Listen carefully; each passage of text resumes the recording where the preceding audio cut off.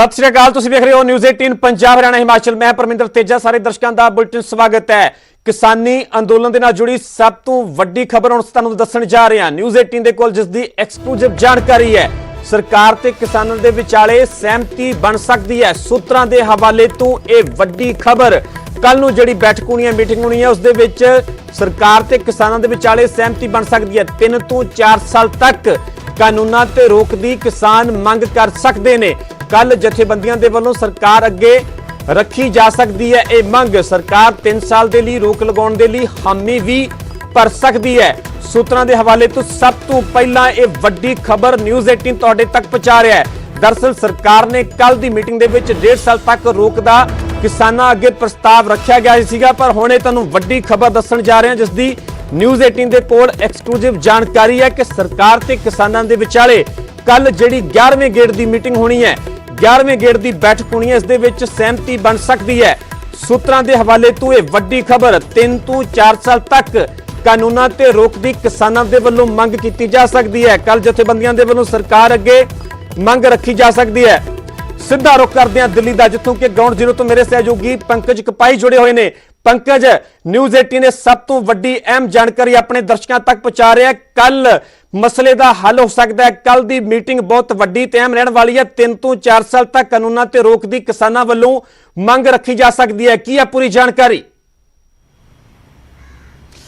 बिल्कुल, क्योंकि कल की जो मीटिंग हुई परमिंदर, उस दे विच सरकार ने पहला कहा कि 1 साल तक रोक लगा देने। एक शोर्ट कमेटी यानी कि 40 किसान जथेबंदियां की थां एक 5 या 8 मैंबरी किसान जथेबंदियां की कमेटी बनाई जाएगी, जिस दे विच 5 या 8 मैंबरां तो इलावा सरकार के नुमाइंदे होणगे, एग्रीकल्चर एक्सपर्ट होणगे और वो फैसला करनगे। लेकिन इस गल नूं सरकार किसानां वल्लों नकार दिता गया। उस तो बाद सरकार ने कहा कि 1.5 ਤੋਂ 2 साल तक रोक लगा देने कानूनां दे उत्ते, और कमेटी अगर 2 साल तो भी ज्यादा दा समा लैंदी है तां उदों तक रोक लगी रहेगी कानूनां ते, कोई फैसला नहीं होएगा। तां अजिहे च अज किसान जथेबंदियां आपस दे विच मीटिंग कर रही ने। पंजाब दी जथेबंदियां आपस मीटिंग कर रही ने। सरकार दे इस प्रपोजल दे उत्ते फैसला लिता जा रहा है क्योंकि इसनूं नकारिया नहीं गया और कल दोबारा मीटिंग होनी है। कल दी मीटिंग कई मायनिਆਂ ਦੇ ਵਿੱਚ अहम इस करके है क्योंकि एक वड्डा प्रपोजल सरकार वालों दिता गया। 2 साल तक कानूनां दे उत्ते रोक अते नाल ही नाल एक कमेटी फैसला लेगी कि कानून रद्द करने ने, कानूनां दे विच सोध करना है कि कुछ खामियां ने, और उस दे विच किसान जथेबंदियां दे नुमाइंदे शामिल होणगे। और इसे वजह करके किसान जथेबंदियां इस वेले फैसला कर रही ने। और मीटिंग तो बाद असी देखा कि बहुत सारियां अजिहियां किसान जथेबंदियां सी जो कह रही सीगियां कि असी विचार करांगे, असी प्रपोजल नूं रिजेक्ट नहीं किया, असी कानून रद्द जरूर मांग कर रहे हैं कि कानून रद्द ही होण। लेकिन सरकार वालों जो प्रपोजल भेजा गया है उससे विचार वटांदरा इस दी मीटिंग दे विच किया जा रहा। और जानकारी ये मिल रही है कि जो प्रपोजल सरकार ने दिता है कि 2 साल तक कानूनां दे उत्ते रोक, तां किसान जथेबंदियां ये फैसला लै सकदियां ने कि 2 नहीं 3 ਤੋਂ 4 साल तक रोक लगे। 3 ਤੋਂ 4 साल तक कानून जिहड़े ने उन्हां दे उत्ते रोक लग जे और नाल ही नाल कमेटी तय करे कि कानून रद्द करने पे 3 या 4 साल बाद तां कानून रद्द भी होणगे। और किसान जथेबंदियां दे मन दे विच इस वेले 2024 भी चल रहा है। 2024 च सरकार बनेगी, नवी सरकार बनेगी, और इसे वजह करके 3 साल तक दा समा जिहड़ा वै वो किसान जथेबंदियां मंग सकदियां ने। कुछ जथेबंदियां इस ते विचार कर रही ने क्योंकि परमिंदर 40 जथेबंदियां ने और 40 जथेबंदियां चो 4 ਤੋਂ 5 जथेबंदियां अजिहियां ने जो साफ तौर पर कह रही सीगियां कि कानून रद्द ही होण, असी 2 साल 3 साल के प्रपोजल नूं नहीं मनते। लेकिन बहुत सारियां अजिहियां जथेबंदियां ने जो सरकार के इस फैसले नूं पॉजिटिव मान रही ने। मीटिंग तो बाद उन्होंने कहा कि सरकार का अज पॉजिटिव एटीट्यूड सी, सरकार अगे वधी है और हुण अज की मीटिंग दे विच तय होना है। अज की मीटिंग कई मायनिਆਂ दे विच किसान जथेबंदियां दी अहम है क्योंकि पहला पंजाब जथेबंदियां दी मीटिंग चल रही है और उस तो बाद नैशनल पद्धर ते जिहड़ियां होर 8 जथेबंदियां ने वो विचार वटांदरा करनगियां कि किस तरीके दे नाल की कुछ फैसला कल दी मीटिंग दे विच लिता जाना है।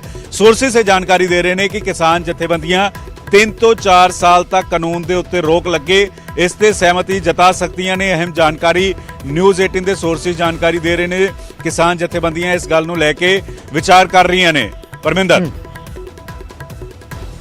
पंकज MSP नूं लैके भी किसानां दा वड्डा खदशा है। किसानां वल्लों मंग की जा रही है कि कानूनी रूप दिता जाए MSP नूं लैके।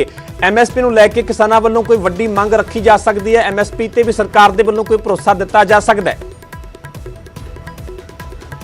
ਬਿਲकुल जो कमेटी बनाने का जिक्र सरकार वालों किया जा रहा उस दे विच सिर्फ तिन्ने कानूनों नूं रद्द करना या तिन्ने कानूनों नूं सोध करना नहीं बल्कि एमएसपी किस तरीके की होएगी पूरे देश दे विच क्योंकि पहला इस गल का जिक्र खेतीबाड़ी मंत्री ने कहा कि 17 लाख करोड़ पूरे देश दे विच खर्चा होएगा। इन्ना खर्चा सरकार चुक नहीं सकती लेकिन किसान जथेबंदियां दा ये तर्क है कि अगर 17 लाख करोड़ रुपया किसानों के उत्ते खर्च किया जाएगा एमएसपी नूं लैके तो 14 तो 15 लाख करोड़ रुपया सरकार की आमदन भी होएगी, जिहड़ा नुकसान है वो थोड़ा होएगा।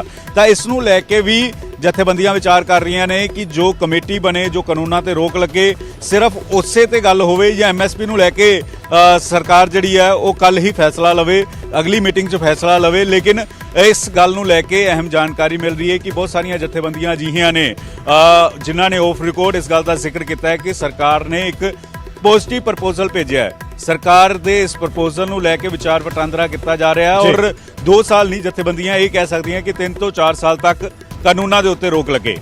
परमिंदर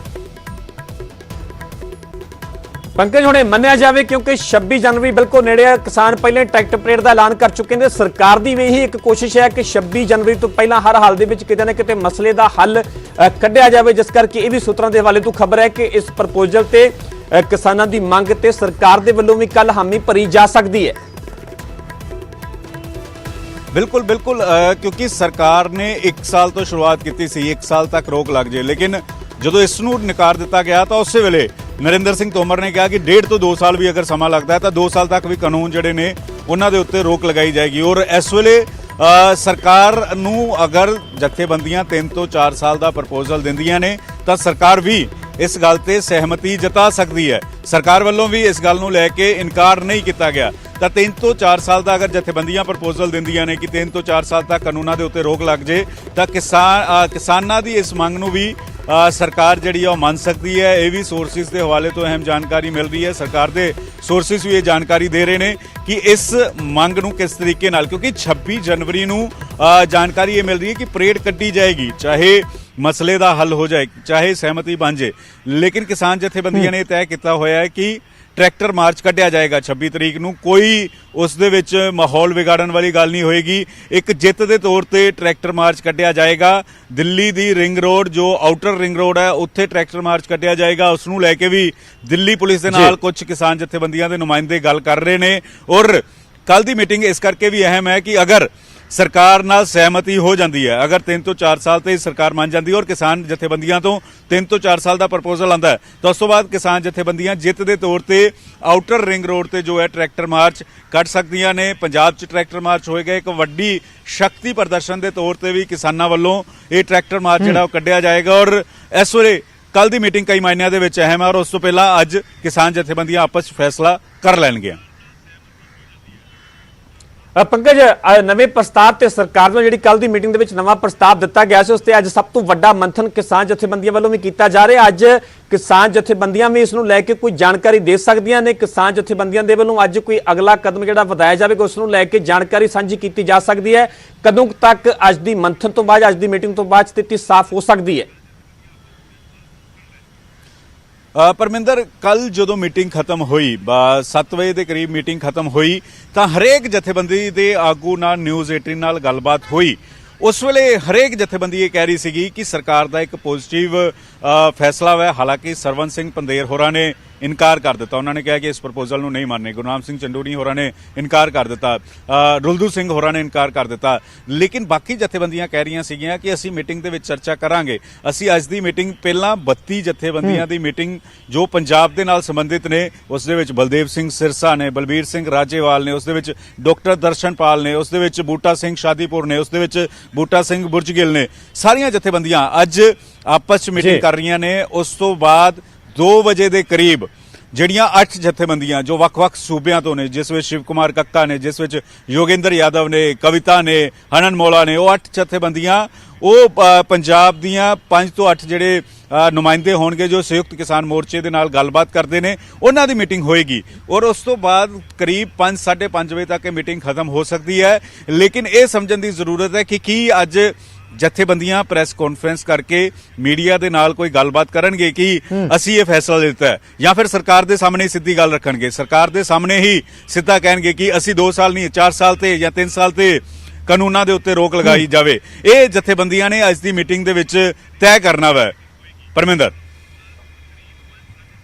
ਠੀਕ ਹੈ ਪੰਕਜ, ਲਗਾਤਾਰ ਇਸ ਸਭ ਤੋਂ ਵੱਡੀ ਖਬਰ ਤੇ ਬਣੇ ਰਹੋ। ਮੁੜ ਅਪਡੇਟ ਲਈ ਤੁਹਾਡਾ ਰੁਖ ਕਰਾਂਗੇ। ਸਭ ਤੋਂ ਵੱਡੀ ਖਬਰ ਅਸੀਂ ਕਿਸਾਨੀ ਅੰਦੋਲਨ ਦੇ ਨਾਲ ਜੁੜੀ ਹੋਈ ਆਪਣੇ ਦਰਸ਼ਕਾਂ ਨੂੰ ਸਭ ਤੋਂ ਪਹਿਲਾਂ ਨਿਊਜ਼ 18 ਆਪਣੇ ਦਰਸ਼ਕਾਂ ਤੱਕ ਇਹ ਖਬਰ ਪਹੁੰਚਾ ਰਿਹਾ ਹੈ। ਲੰਬੇ ਸਮੇਂ ਤੋਂ ਇੰਤਜ਼ਾਰ ਕੀਤਾ ਜਾ ਰਿਹਾ ਸੀਗਾ, ਪੰਜਾਬ ਦੀ ਜਨਤਾ ਵੀ, ਦੇਸ਼ ਦੀ ਜਨਤਾ ਵੀ ਇਸ ਦਾ ਇੰਤਜ਼ਾਰ ਕਰ ਰਹੀ ਹੈ ਕਿ ਕਿਸਾਨੀ ਮੁੱਦਾ ਕਿਵੇਂ ਤੇ ਕਦੋਂ ਹੱਲ ਹੋਵੇ, ਤੇ ਐਕਸਕਲੂਸਿਵ ਜਾਣਕਾਰੀ ਨਿਊਜ਼ 18 ਦੇ ਕੋਲ ਹੈ ਕਿ ਸਰਕਾਰ ਤੇ ਕਿਸਾਨਾਂ ਦੇ ਵਿਚਾਲੇ ਕੱਲ ਦੀ ਜਿਹੜੀ 11ਵੇਂ ਗੇੜ ਦੀ ਮੀਟਿੰਗ ਹੋਣੀ ਹੈ ਉਸ ਦੇ ਵਿੱਚ ਸਹਿਮਤੀ ਬਣ ਸਕਦੀ ਹੈ।